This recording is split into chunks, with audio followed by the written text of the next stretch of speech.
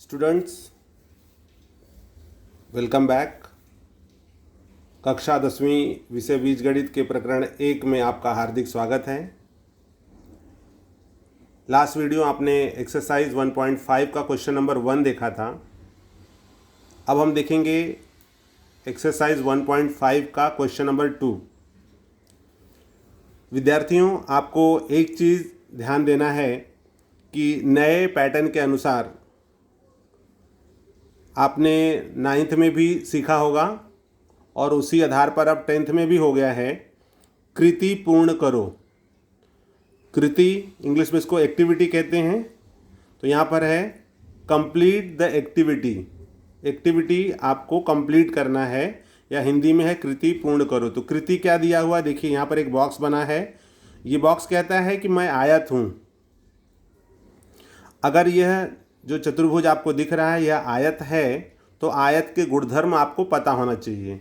अगर आयत के गुणधर्म पता हैं तो फिर आप आसानी से इस सवाल को हल कर ले जाओगे। चूँकि ये बॉक्स कह रहा है कि मैं आयत हूँ, तो हम जानते हैं कि आयत की सम्मुख भुजाएं सर्वांगसम होती हैं। तो यहाँ पर एक भुजा दिया हुआ है 2x + y + 8 और उसके अपोजिट में है 4x - y। तो सम्मुख भुजाएं समान है, मतलब ये भुजा इसके बराबर है। ठीक उसी प्रकार से यहाँ पर है 2y, ये भुजा 2y दी हुई है और यहाँ पर है x + 4। तो इस प्रकार से आपको लंबाई और चौड़ाई दी गई है। आगे फिर एरो का निशान किया गया और कहा जाता है इस बॉक्स में x और y का मान ज्ञात कीजिए। तो यहाँ पर जो आपको x और y दिख रहे हैं इस पूरे आकृति के अगल बगल में, इसके आधार पर आप x और y का मान ज्ञात कीजिए। और x और y का मान ज्ञात हो जाता है तो मेरा क्षेत्रफल और परिमिति ज्ञात कीजिए। मेरा क्षेत्रफल मतलब आयत कहता है कि मैं आयत हूँ, तो मेरा क्षेत्रफल और परिमिति ज्ञात कीजिए। तो बच्चों, जो अगर आपको आकृति दी हुई है वो आयत है, तो आयत के गुणधर्म का उपयोग करके हम लोग इन प्रश्नों को हल करेंगे। अब आगे देखते हैं कैसे इसको हल किया जाएगा। तो देखिए यहाँ पर है, यहाँ लिखोगे आप हल।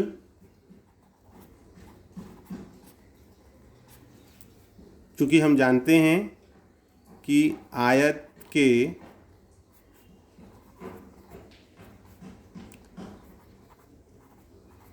सम्मुख, इसको कर दोगे, आयत की सम्मुख भुजाएं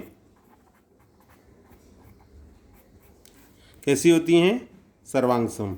आयत की सम्मुख भुजाएं सर्वांगसम होती हैं। ठीक है, इस आधार पर क्या हो जाएगा? 2x + y + 8 = 4x - y। तो विद्यार्थियों, आप देख रहे हो यहाँ पर 2x + y + 8 = 4x - y हो गया है। अब हम क्या करेंगे, जो x और y टर्म है इनको एक तरफ करिए। जैसे यहाँ पर है 2x, यहाँ 4x, इसको इधर लाइए, -4x + y, ये इस तरफ लाओगे माइनस का +y = ये जो +8 है उसको उस तरफ ले जाइए, -8। अब ये क्या हो जाएगा? 2x में से 4x माइनस कर लोगे, -2x + 2y = -8। इस इक्वेशन में यदि हम 2 से भाग दे दें तो हमें मिलेगा -x + y = 2 चौक 8 -4। यहाँ आप लिखोगे 2 से भाग देने पर। ठीक है बच्चों, इतना आपको समझ में आया होगा। अगर हम 2 से इसमें भाग दे देते हैं तो हमें मिलता है -x + y = -4। इसलिए -x + y = -4, यह है हमारा समीकरण नंबर 1। इसी प्रकार हम दूसरा बनाएंगे। दूसरा जो हमारा समीकरण है वो इस प्रकार से होगा।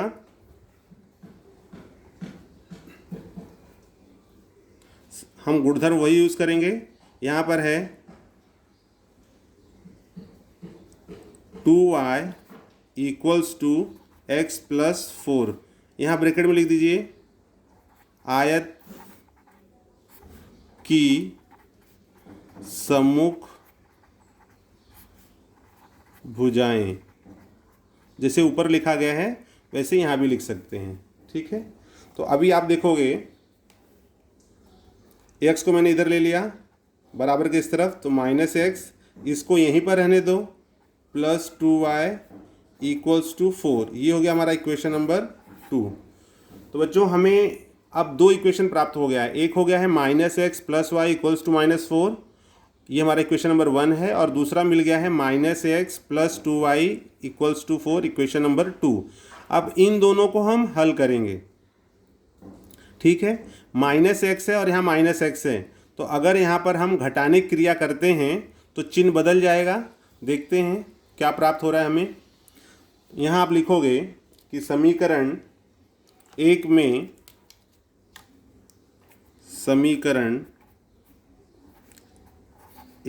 में से समीकरण 2 घटाने पर, देखते हैं बच्चों क्या प्राप्त होता है। समीकरण एक में से समीकरण 2 अगर घटाते हैं तो देखिए यहाँ पर मिल रहा है -x + y = -4, और दूसरा है -x + 2y = 4। अब यहाँ पर चिन्ह चेंज करना है, क्योंकि जब घटाने की क्रिया होती है तो माइनस का यहाँ हो जाएगा प्लस, प्लस है तो माइनस, यहाँ पर प्लस है तो माइनस। तो अब आप देखोगे ये -x है और यहाँ पर माइनस का प्लस हो गया है, तो ये माइनस और ये प्लस कैंसल, यहाँ क्या हो जाएगा +y, और प्लस जो 2y था वो -y हो गया है, तो +y और -2y, ये क्रिया अगर हम देखते हैं तो घटने की क्रिया होगी। घटने पर यहाँ आएगा -y बराबर -4 और -4 -8, माइनस से माइनस कैंसिल हो जाएगा, इसलिए y = माइनस से माइनस कैंसिल, y = 8।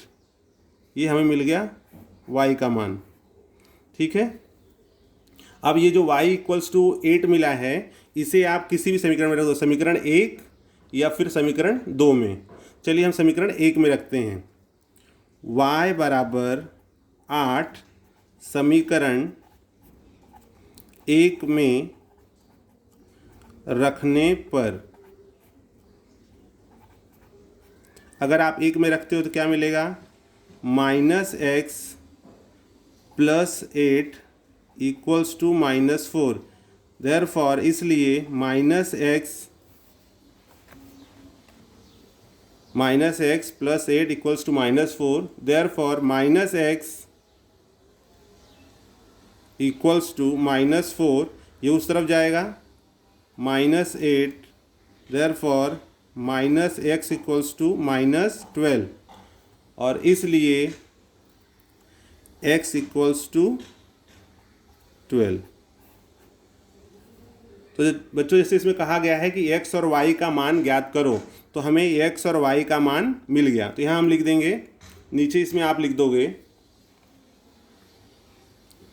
देयरफॉर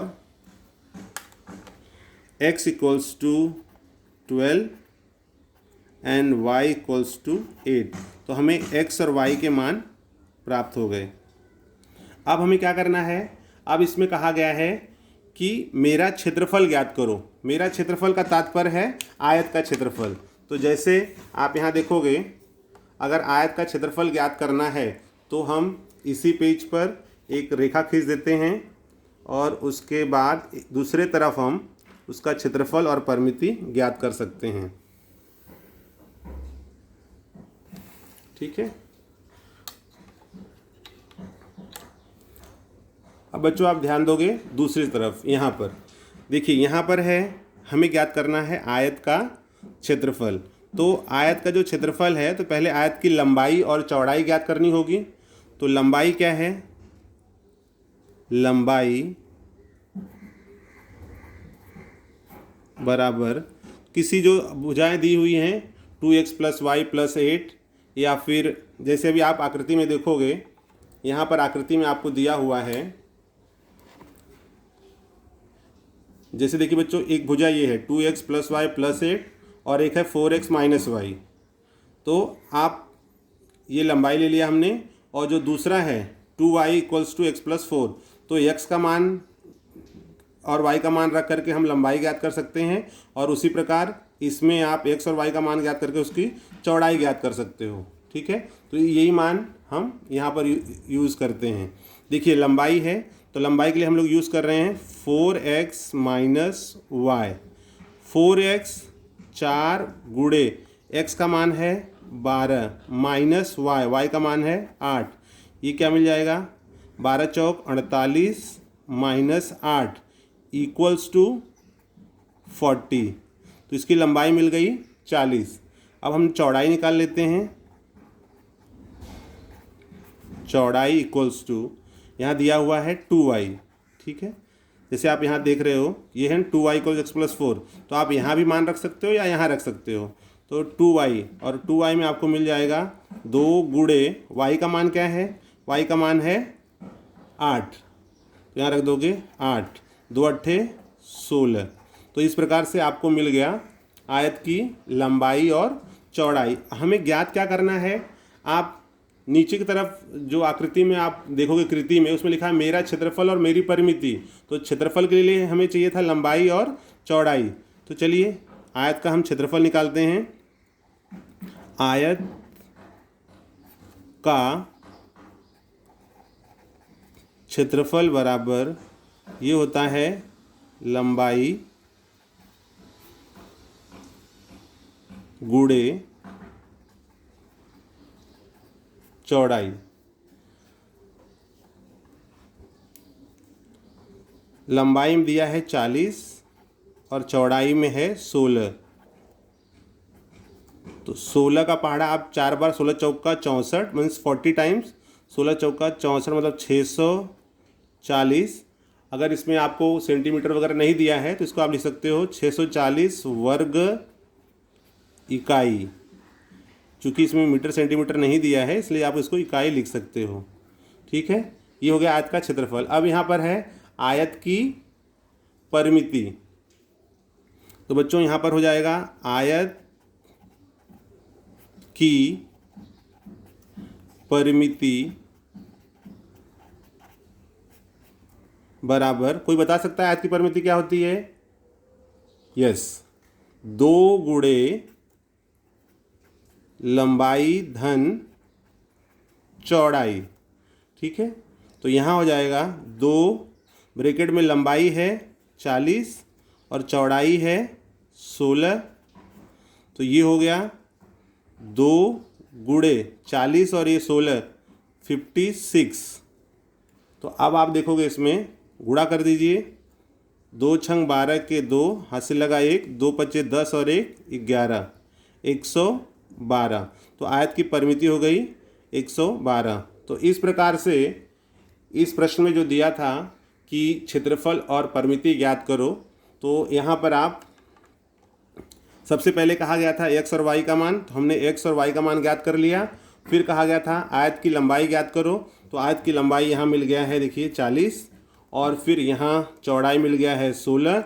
आयत का जो सूत्र है क्षेत्रफल ज्ञात करने का वो है लंबाई गुणे चौड़ाई। तो लंबाई 40 गुणे 16, तो यहाँ हो जाएगा 16 चौका 64, 640 वर्ग इकाई। और उसी प्रकार से दिया है कि आयत की परिमिति भी ज्ञात करिए। तो आयत की परिमिति हो गई 2 गुणे लंबाई धन चौड़ाई। तो यहाँ पर परिमिति मिल जाएगा 112। तो इस प्रकार से यह हमारा एक्सरसाइज 1.5 का दूसरा जो प्रश्न है वो हल होता है। तो आपको इसमें कहा गया है कृति पूर्ण करने के लिए, तो आप बॉक्स बना करके उसके अंदर जो है उसके मान दिखा सकते हो, या इसे इस तरह भी हल कर सकते हो।